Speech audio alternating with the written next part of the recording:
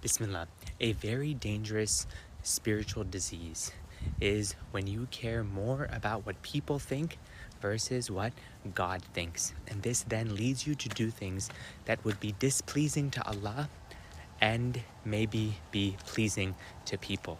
This can happen frequently in our life if we do not understand who is actually in control.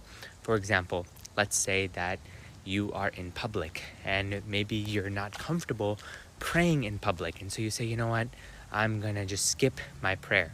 However, Allah has commanded us to pray at a very specific time. And so if you are going to miss the prayer entirely because you're worried, well, what's everybody going to think? And let's say this is happening in a country where it's not a Muslim country, a non-Muslim country.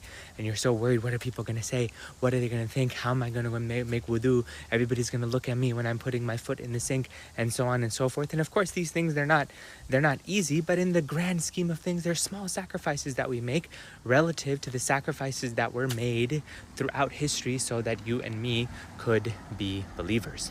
And so you might then skip the prayer because of this fear of what people are going to say and what they're going to think. And this would then make Allah upset, but you might have not had to hear the comments of people.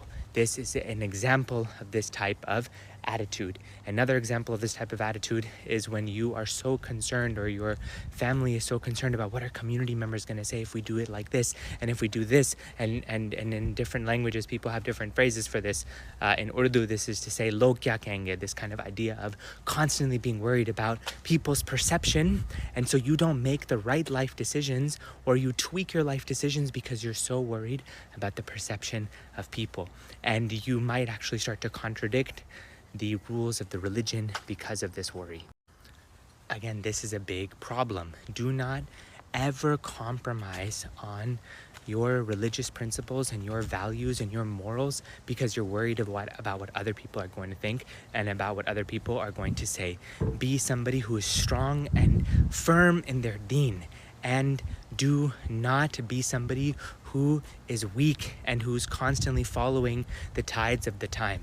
This is not the way of our religion. And if this is something that you find yourself having an inclination towards, then check yourself and work on it and get to the point where you say, you know what, I'm always going to do what Allah would be happy with, even if that means people are going to say something, or people are going to be upset, or it goes against the grain. Remember, going against the grain was the way of the Sahaba. They did things that were not popular in the time that they lived in, and they are rewarded the most because they went against the grain, because following the Prophet ﷺ was not a popular thing at the time. It brought a lot of tribulation into your life, but it was the right thing to do. So do the right thing and follow the way of this deen, and you will not regret it when it comes time to meet your Lord.